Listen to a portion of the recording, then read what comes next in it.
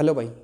इस वीडियो में electric field और पोटेंशियल के बीच में रिलेशन डिराइव करेंगे कि इलेक्ट्रिक फील्ड और पोटेंशियल इलेक्ट्रिक पोटेंशियल के बीच में क्या रिलेशन होता है, उस रिलेशन को डिराइव करेंगे। तो चलिए शुरू करते हैं बिना देर किए हुए। अच्छा समझना, क्लास 11 में तुमने एक चीज़ पढ़ रखी थी, शायद तुम्हें ध्यान में हो, कि minus of change in potential energy बराबर work done due to conservative force. सही है क्या?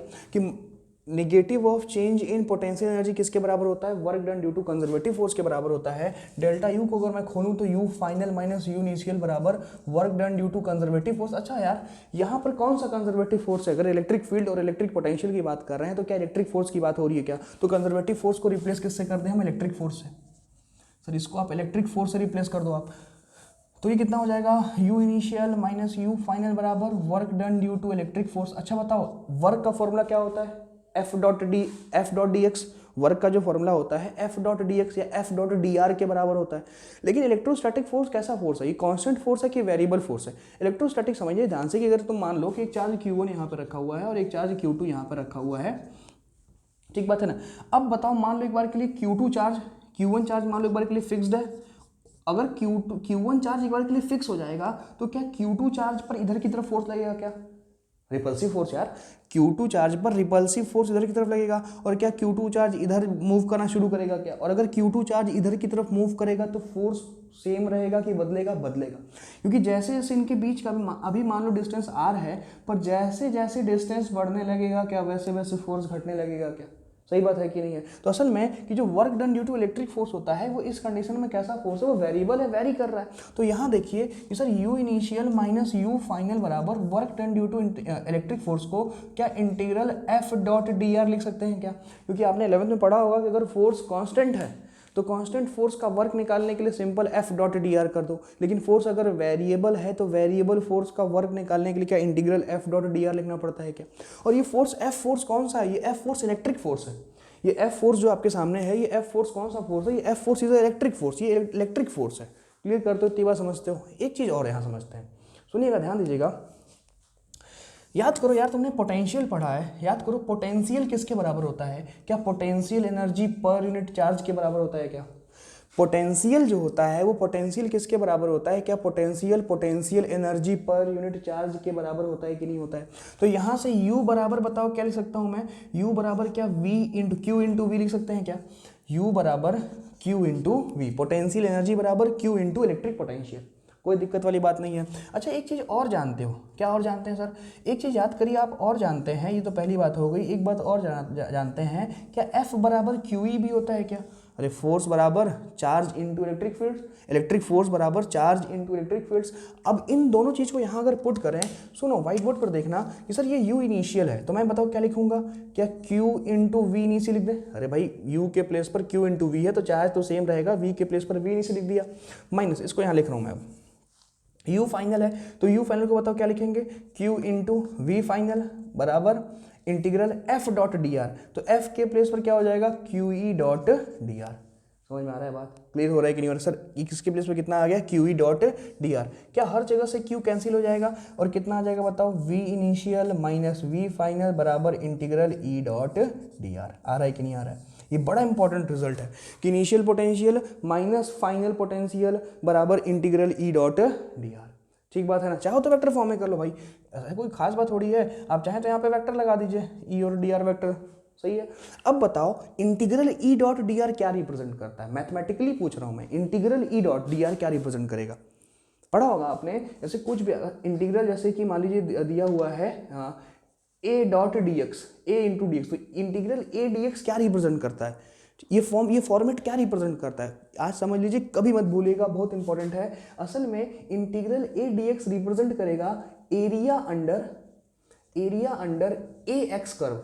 ये चीज इंटीग्रल ए डी एक्स क्या रिप्रेजेंट करेगा? एरिया अंडर ए एक्स कर्व। उसी प्रकार से हमेशा याद रखना कि ये फॉर्मेट होता है इंटीग्रल, ऐसे सामने लिखा हुआ है dy बाई डी टी। तो dy बाई डी टी क्या रिप्रेजेंट करता है? मैथमेटिक्स में dy by D T represent करेगा स्लोप ऑफ yt कर्व।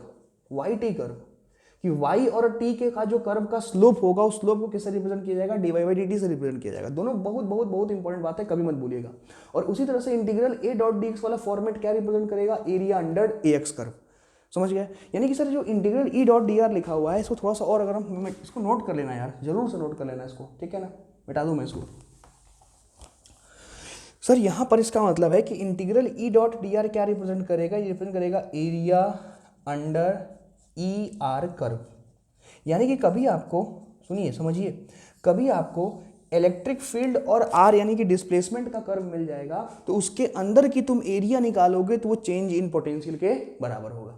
समझ में आ रहा है कि आपको कभी भी ई आर इलेक्ट्रिक फील्ड और आर का कर्व, इलेक्ट्रिक फील्ड और डिस्प्लेसमेंट का कर्व तुमको मिल जाए और तुम उस कर्व के अंदर की अगर एरिया निकाल दोगे तो वो एरिया तुम्हें क्या दे देगा, चेंज इन पोटेंशियल दे देगा, यानी कि V I minus V F दे देगा।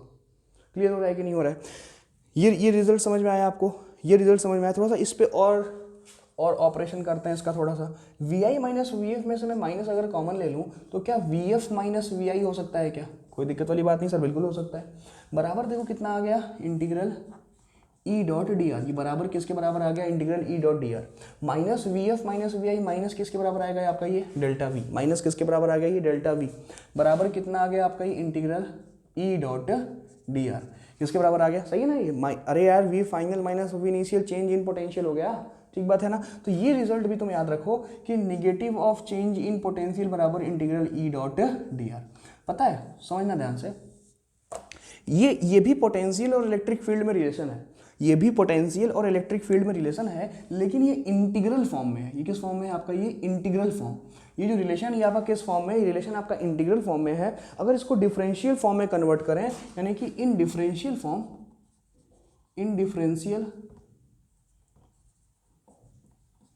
अगर इसको डिफरेंशियल फॉर्म में करें तो डिफरेंशियल फॉर्म में करने पर तुम्हारे सामने जो रिजल्ट आएगा वो आएगा ई बराबर minus del V upon del R. और ये रिलेशन होता है इलेक्ट्रिक फील्ड में और किसमें, पोटेंशियल में। ई बराबर कितना आ गया, minus del V upon del R. ये रिलेशन है इलेक्ट्रिक फील्ड में और किसमें, पोटेंशियल में। समझ में आ रहा है? बड़ा कॉन्सेप्चुअल है ये बड़ा कॉन्सेप्चुअल है। लेकिन पहले समझते हैं, कुछ देर पहले बताया था कि D Y by D X क्या रिप्रेजेंट करता है, बताओ, slope of Y X curve, बताया था ना, स्लोप ऑफ। तो सिमिलरली ये डी वाई बाई ये डेल वाई, डेल क्या है, पार्शियल डिफरेंशिएशन होता है। मैथ्स में आपको पढ़ाया जाएगा, यहाँ फिजिक्स में इसका कोई बहुत ज़्यादा काम नहीं है। वेव पढ़ते हो जब क्लास 11th में वेव पढ़ोगे तो वेव को पहचानने के लिए कि कौन सा इक्वेशन वेव का है, कौन सा इक्वेशन वेव का नहीं है, वहाँ पार्शियल डिफरेंशिएशन का यूज़ किया जाता है। खैर उतना ज़्यादा यूज़ नहीं, तो मैं इसको स्किप कर रहा हूँ। ये है डिफरेंशिएशन ही, पर इसको पार्शियल डेरिवेटिव कहते हैं, ठीक है ना, del V upon del R. Clear हो रहा है? ये चीज बताओ क्या रिप्रेजेंट करेगा। तो असल में सर ये जो del V upon del R है ये क्या रिप्रेजेंट करेगा, slope of V R curve, यानी negative of slope of V R curve. इसका मतलब समझे सर आप कि अगर कभी भी आपको पोटेंशियल और डिस्प्लेसमेंट का ग्राफ दिया हुआ है और उस ग्राफ का अगर आप स्लोप निकाल लें, स्लोप निकाल के उसका निगेटिव ले लें, तो आपको क्या मिल जाएगा, इलेक्ट्रिक फील्ड मिल जाएगा। आपको पोटेंशियल का और आर का अगर ग्राफ दिया हुआ है, उसका अगर आप स्लोप निकालें, स्लोप निकाल के अगर आप नेगेटिव ले लेंगे तो आपको क्या मिल जाएगा, इलेक्ट्रिक फील्ड मिल जाएगा। क्या बात समझ में आई? यहाँ तक क्लियर हुआ? कोई समस्या परेशानी नहीं है। लेकिन सर यहाँ पर इस नेगेटिव का बड़ा कॉन्सेप्चुअल मतलब है, ठीक बात है। तुमको एक बात समझाएं, शायद जानते होंगे कि जो इलेक्ट्रिक फील्ड होगी वो इलेक्ट्रिक फील्ड कहाँ से कहाँ ट्रेवल करती है, हायर पोटेंशियल टू लोअर। सुनना बड़े ध्यान से, इलेक्ट्रिक फील्ड कहाँ से कहाँ ट्रेवल करेगी, electric field travel from higher potential to lower potential. Electric field हमेशा हायर पोटेंशियल से लोअर पोटेंशियल की तरफ ट्रेवल करती है। यानी कि ऐसे मान लेते हैं कि यहाँ पर ये 100 वोल्ट है और यहाँ पर ये 20 वोल्ट है, तो इलेक्ट्रिक फील्ड 100 से 20 की तरफ ट्रेवल करेगी। Electric field travel from higher potential to lower potential. समझ लो ना? तुम एक बात बताओ, जब तुम इलेक्ट्रिक फील्ड के डायरेक्शन में आगे बढ़ रहे हो तो पोटेंशियल बढ़ रहा है कि घट रहा है? सोचना कि सर यहाँ पर 100 था, आगे बढ़े होंगे, 100 से 90 हुआ, 80 हुआ, 70 हुआ, 60 हुआ, करते करते 20 आ गया। इलेक्ट्रिक फील्ड के डायरेक्शन में जब आप आगे बढ़ रहे हैं तो क्या पोटेंशियल घट रहा है क्या? यही बात ये निगेटिव बताता है। ये निगेटिव क्या शो कर रहा है, क्या बताना चाह रहा है? ये निगेटिव बता रहा है कि इलेक्ट्रिक फील्ड के डायरेक्शन में पोटेंशियल का क्या आएगा, ड्रॉप आएगा, पोटेंशियल में डिक्रीमेंट होगा, पोटेंशियल घटेगा। कि in the direction of electric field potential will decrease. Electric field के डायरेक्शन में अगर तुम जाओगे तो पोटेंशियल क्या करेगा, डिक्रीज करेगा। इसीलिए यहाँ पर ये निगेटिव का सिंबल आया है। क्या बात क्लियर होगी? तो ये देखो इलेक्ट्रिक फील्ड में और पोटेंशियल में रिलेशन है। ये बड़ा इंपॉर्टेंट है, याद रखना कि कभी भी तुमको इलेक्ट्रिक फील्ड और डिस्प्लेसमेंट का ग्राफ अगर दिया हुआ है तो तुम उसके अंदर का अगर एरिया निकालोगे तो तुमको वो V initial potential minus final potential दे देगा। इनिशियल माइनस फाइनल पोटेंशियल आपको मिल जाएगा। और अगर आपको पोटेंशियल का और डिस्प्लेसमेंट का ग्राफ दिया है, अगर आप उसका स्लोप निकाल के निगेटिव कर देंगे तो आपको तुरंत वहाँ पे क्या मिल जाएगा? इलेक्ट्रिक फील्ड मिल जाएगा। और निगेटिव का मतलब क्या है कि इलेक्ट्रिक फील्ड के डायरेक्शन में पोटेंशियल क्या होता है? घटता है। क्या बात समझ में आई? क्या बात क्लियर हुई? एक बार पूरा देख लीजिए। इसका स्क्रीनशॉट लेना चाहे तो स्क्रीनशॉट ले लीजिए।